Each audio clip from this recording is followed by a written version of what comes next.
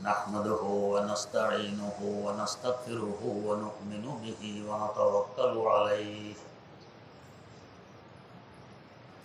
ونعوذ بالله من شرور أنفسنا ومن سيئات أعمالنا من يهده الله فلا مضل له ومن يضلله فلا هادي له ونشهد أن لا إله إلا الله وحده لا شريك له ونشهد أن سيدنا ونبينا ومولانا محمدا عبده ورسوله أرسله بالحق بشيرا ونذيرا وداعيا إلى الله بإذنه وسراجا منيرا صلى الله تعالى عليه وعلى آله وأصحابه وسلم تسليما كثيرا أما بعد فأعوذ بالله من الشيطان الرجيم بسم الله الرحمن الرحيم يا أيها الذين آمنوا ادخلوا في السلم كافة ولا تتبعوا خطوات الشيطان إنه لكم عدو مبين صدق الله مولانا العظيم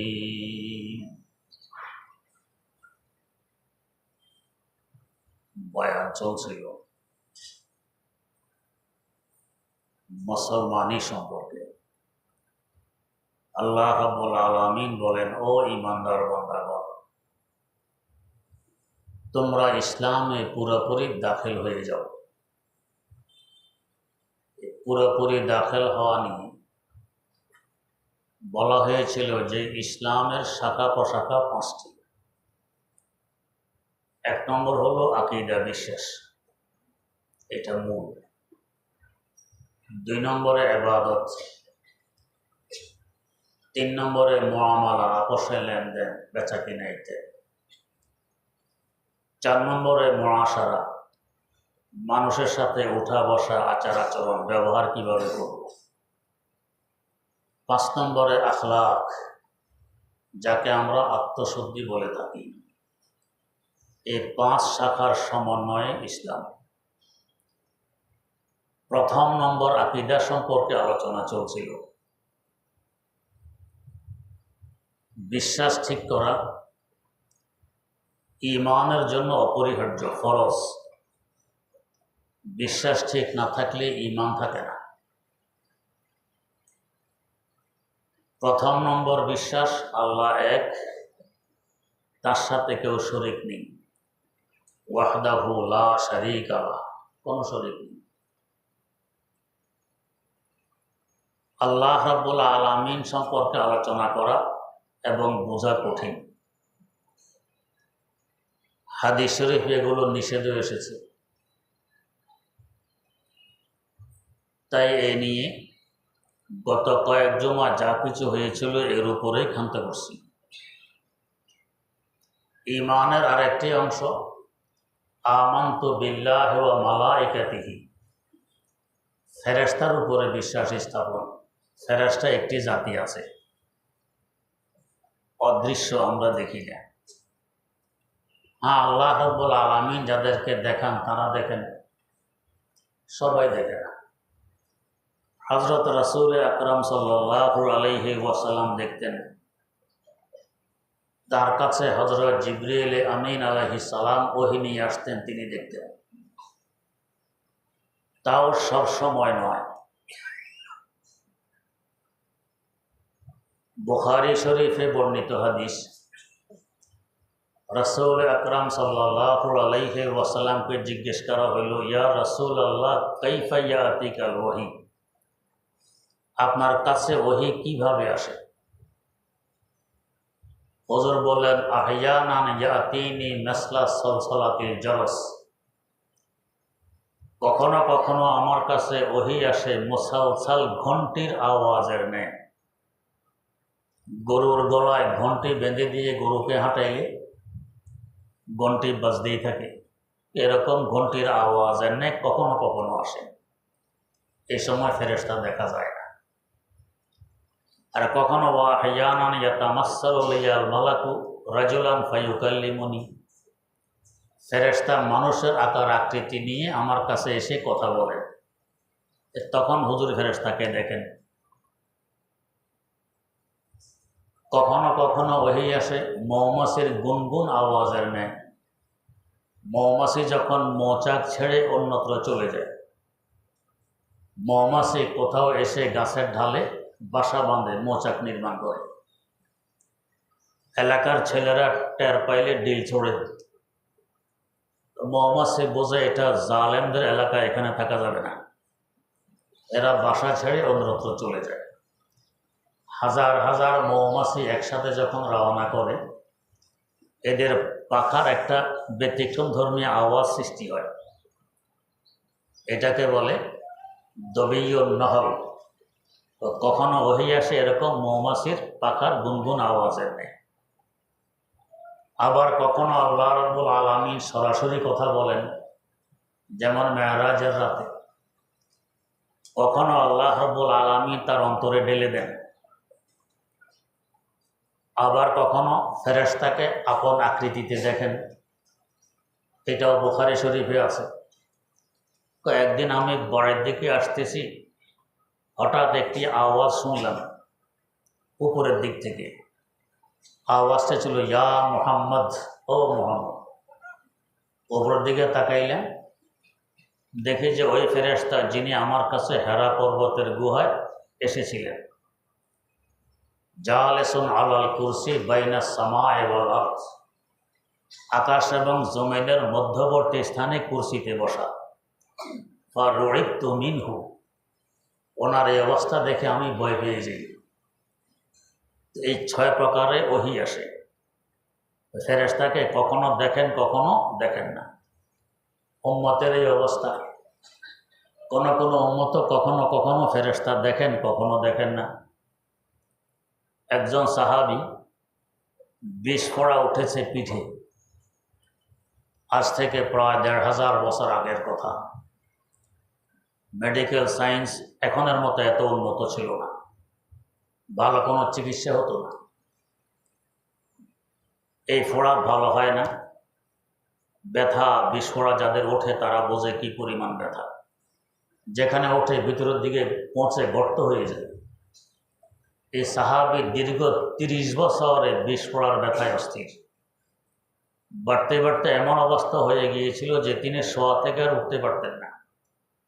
এই 30 বছর যাবৎ বিছানায় শোয়া, পায়খানা প্রস্রাব এখানেই, খাওয়া দাওয়া এখানেই। যারা অর্ধঙ্গ হয়ে পড়ে, একদিকের শক্তি হারিয়ে ফেলে, বিছানায় পড়ে যায়। 8-10 বছর থাকার পরে ছেলে মেয়েরা বিরক্ত হয়ে পড়ে, মারা যায় না কেন। আর দীর্ঘ 30 বছর এই সাহাবী বিছানায় পড়া। কিন্তু তার সাথে কেউ সাক্ষাতে আসলে চেহারা দেখলে বোঝা যেত না তিনি অসুস্থ। চেহারা ফস্ফটিত, হাস্যাস বাস্যাস, সকলের সাথে কথাবার্তা বলতেন। একদিন জিজ্ঞেস করা হল, দীর্ঘ 30 বছর আপনি বিছানায়, বিস্ফোরার ব্যথা, কিন্তু আপনাকে দেখলে মনে হয় না যে আপনি অসুস্থ, এমন কেন? আল্লাহু আকবার, জবাব দিলেন, এই বিস্ফোর আমাকে কে দিয়েছে? আমার আল্লাহ। আল্লাহ চেয়েছেন আমাকে বিস্ফোরা দিবেন, আমি নারাজ হব? আমার আল্লাহ যা চান এতে আমি সন্তুষ্ট। अगर जिंदा को ने आता है तो वर्ब खुशी फैदा है तो, गर जिंदा को ने आता है तो वर्ब खुशी फैदा है तो, दिल शुदा मुबतला है तो हर चे को ने रजा है तो, दिल शुदा मुबतला है तो हर चे को ने रजा है तो। আল্লাহ, অন্তর তোমাকে দিয়ে রেখেছি, যাই তুমি করো এতে আমি খুশি। তো বিস্ফোরা দিয়েছেন আমার আল্লাহ, আমার মালিক, আমি নারাজ হব? এরপরে বললেন, এই ধৈর্যের বরকতে আমি ফেরেশতারা যে চলাফেরা করেন সচক্ষে দেখতে পাই। ফেরেশতারা আমার সাথে এসে মুসাফা করেন, আমি দেখতে পাই। তো ফেরেশতা সবসময় সবাই দেখে না, কেউ কেউ দেখে, কখনো কখনো দেখে। এখন এই ফেরেশতার সংখ্যা কত, আকার আকৃতি কেমন, এই নিয়ে তেমন আলোচনা হাদিসে নেই। মাঝে মধ্যে কিছু পাওয়া যায়। তো এজমালিভাবে, সমষ্টিগতভাবে এই আকীদা পোষণ করতে হবে ফেরেশতা আছেন। দেখা না যাওয়ার কারণে অস্বীকার করলে ঈমান থাকবে না। হ্যাঁ, কয়েকজন ফেরেশতার আকার আকৃতির কথা পাওয়া যায় বিভিন্ন গ্রন্থে। যেমন মুসনাদে আহমদ বিন হাম্বল 52 খণ্ডের একটি বিশাল হাদিসের কিতাব। ইমাম বুখারী রাহিমাহুল্লাহু তাআলার উস্তাদ ইমাম আবু বকর ইবনে আবি শায়বা রাহিমাহুল্লাহু তাআলা, হাম্বলি মাযহাবের প্রবর্তক ইমাম আহমদ বিন হাম্বল রাহিমাহুল্লাহু তাআলার সংকলিত হাদিসের কিতাব আল মুসনাদ। এই কিতাবে একটি হাদিস উল্লেখ আছে। তাফসিরে ইবনে কাসিরেও হাদিসটি উল্লেখ আছে। হাদিসটি হলো, একদিন হজরত রাসূল আকরাম সাল্লাল্লাহু আলাইহি ওয়াসাল্লাম হজরত জিবরিল আমিন আলাইহিস সালামকে বললেন, আপনাকে আপনার আসল আকারে একটু দেখতে চাই। আসল আকৃতিতে দেখা এক কথা, আসল আকারে দেখা আরেক কথা। আপনার ফটো 1 ইঞ্চি একটি কাগজে উঠানো যায়, এটা আপনার আসল আকার নয়। আসল আকারে আপনি তো আপনার হাতে 3.5 হাত লম্বা। হজরত জিবরিল আমিন আলাইহিস সালাম তো মানুষের আকৃতি নিয়ে আসেন ওহী পৌঁছাইতে, আসল আকারে নয়। তো আপনি আসলে কত বড় একটু দেখতে মন চায়। হজরত জিবরিল আমিন আলাইহিস সালাম বললেন, তাহলে আপনি পূর্ব আকাশের দিকে তাকিয়ে থাকুন, আমি চেষ্টা করছি আসল আকারে দেখা দেয়ার। এ বলে তিনি দরবারে নবুয়ত থেকে বিদায় নিলেন। একটু পর তিনি দেখতেছেন আকাশ থেকে কালো রঙের একটি পর্দা নিচের দিকে নামতেছে। পর্দাটি নামতে নামতে জমিনে এসে ঠেকলো, উপরের দিক খালি হলো না। এভাবে আকাশ থেকে জমিন, দক্ষিণ মেরু থেকে উত্তর মেরু, পুরা খালি জায়গাটি ভরাট হয়ে গেছে পর্দা দ্বারা। একটু পর আবার পর্দাটি সরে যায়। এর কিছুক্ষণ পর হজরত জিবরিল আমিন আলাইহিস সালাম দরবারে নবুয়তে উপস্থিত হলেন, আগের ন্যায় মানুষের আকার আকৃতি। হুজুর সাল্লাল্লাহু আলাইহি ওয়াসাল্লাম জিজ্ঞেস করলেন, পূর্ব আকাশের দিকে তাকিয়ে থাকলে আপনাকে আসল আকারে দেখা যাবে বললেন, তাকিয়ে রইলাম, কই দেখা তো দিলেন না।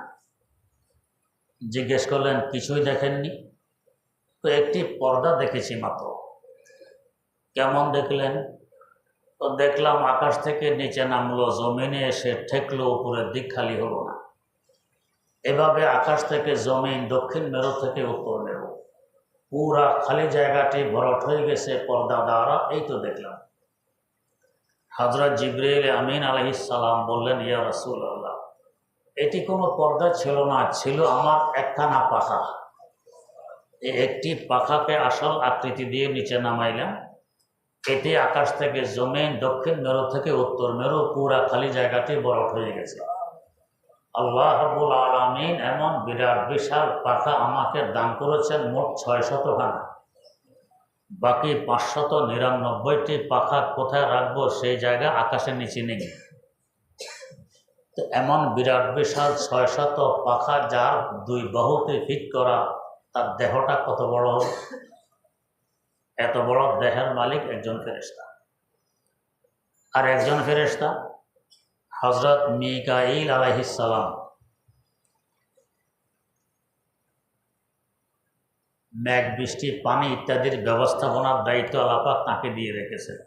হযরত মিকাঈল, ইমাম গজালী রহমতুল্লাহ আলাইহি লেখেন, তো আমরা যত পানি দেখতে পাই, ওনার দায়িত্ব তো পানির ইন্তজাম।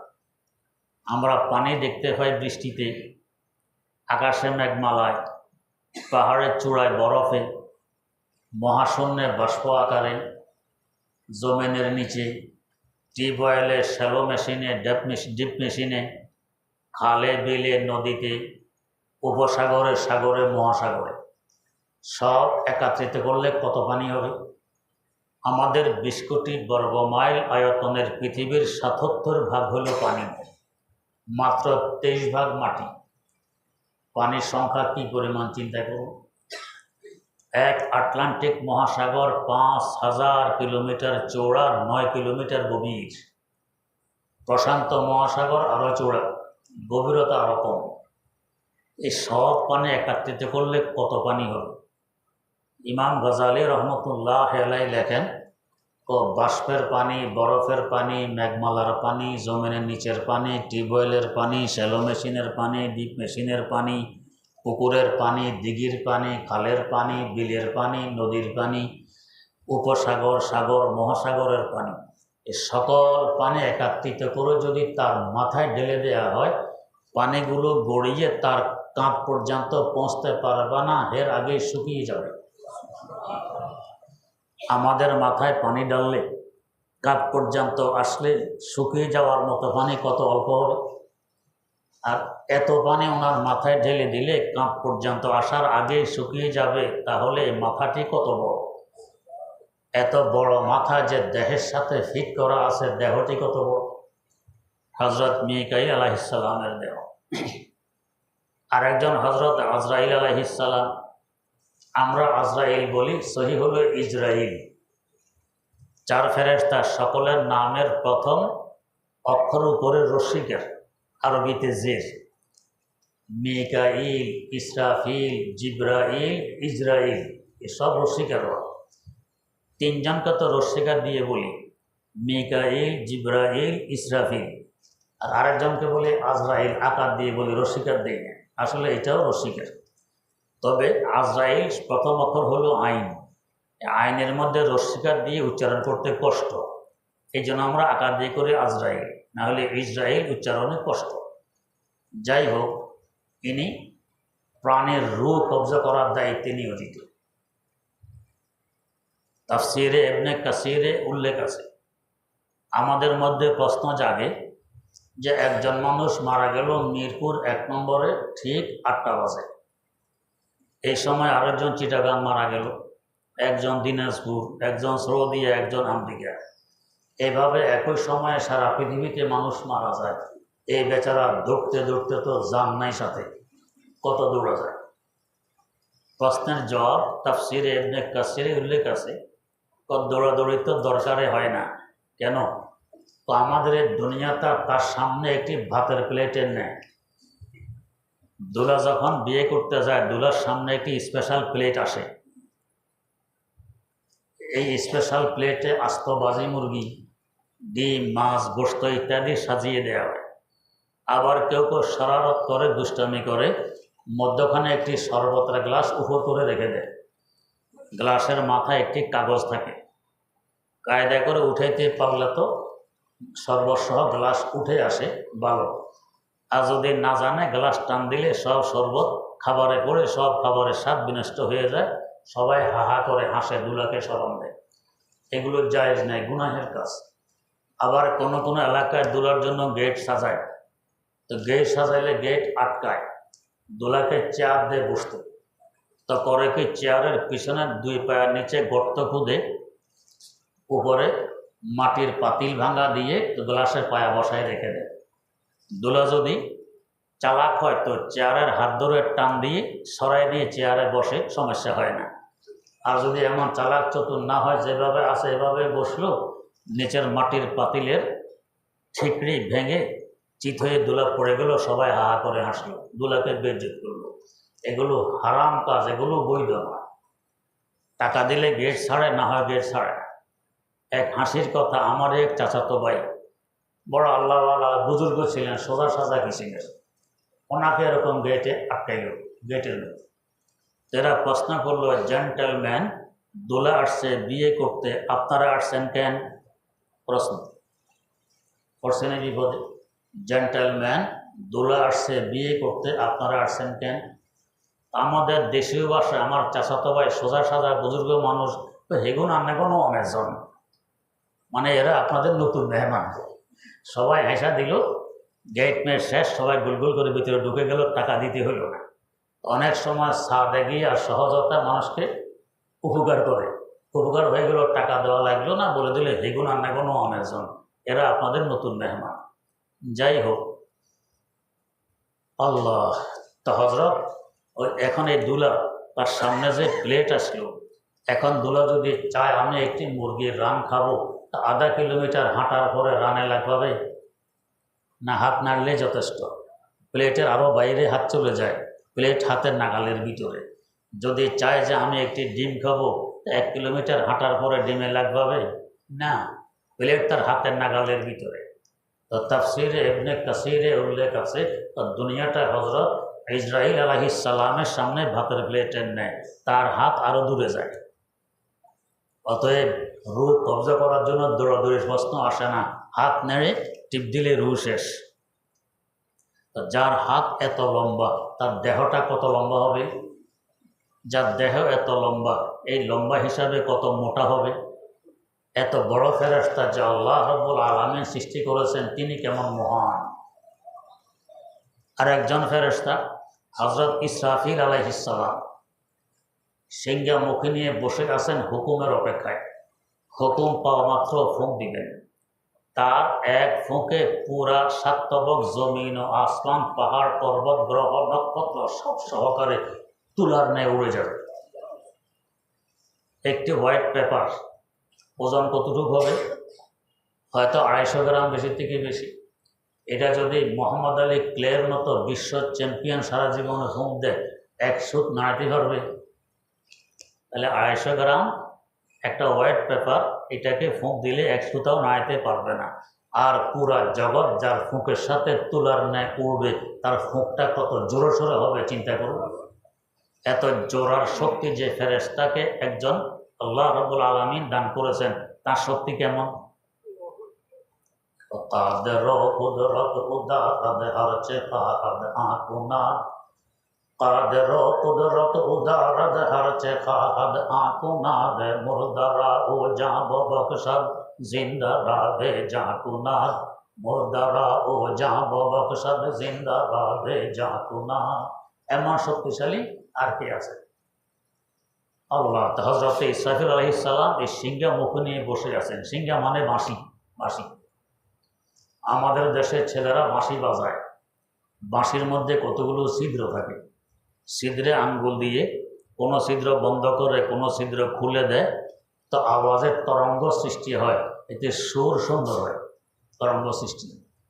হযরত ইসরাফিল আলাইহিস সালামের মুখে যে বাঁশি, এটার মধ্যে ছিদ্র আছে, এটার মধ্যেও ছিদ্র আছে। কিরকম ছিদ্র? তো এক একটি ছিদ্র এত বড়, এ পুরা দুনিয়া যদি এক ছিদ্রের ভিতর দিয়ে ঢুকিয়ে দেওয়া হয়, তো এক দিক দিয়ে ঢুকে আরেক দিক দিয়ে বেরিয়ে যাবে, কিনারায় কোনো বসাও লাগবে না। কত বড় ছিদ্র চিন্তা করুন। এমন বিরাট বিশাল ছিদ্র তার বাঁশিতে আছে মোট 11টি।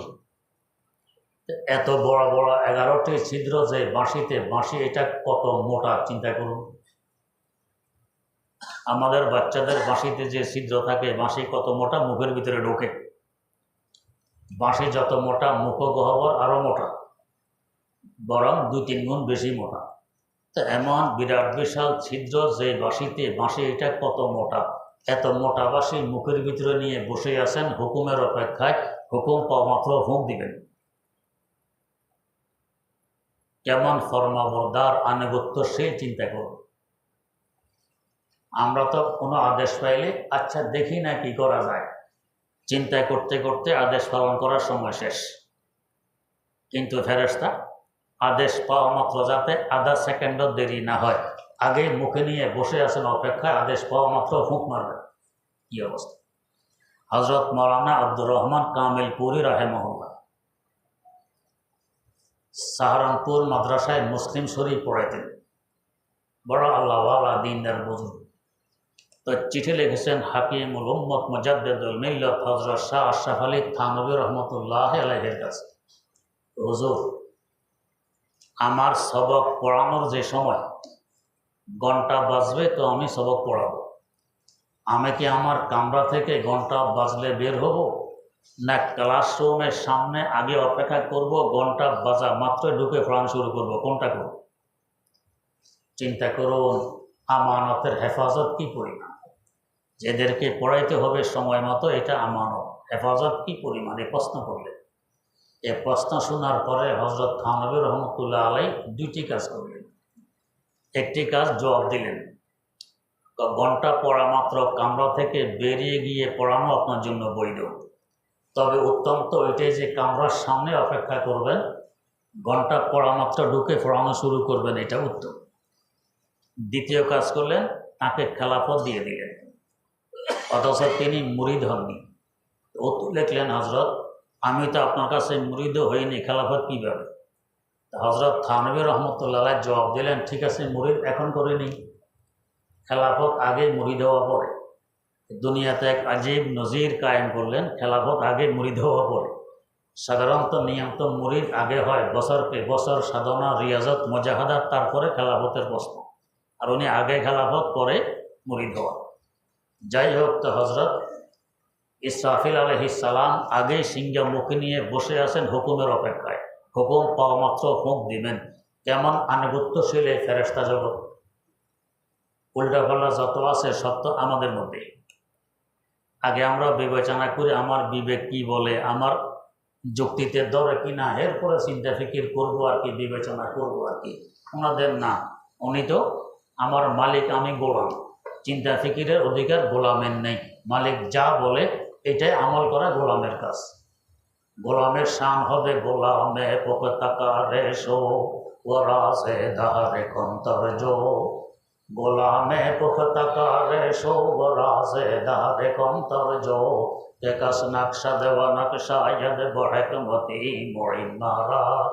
কেকাস নকশা দেওয়া নকশা ইয়াদ বড়কমতি বড়ি মারা। গোলামের কেন বলার অধিকার নেই। তাই এই হাদিসের বিশাল ভান্ডার আপনি খুঁজে দেখুন।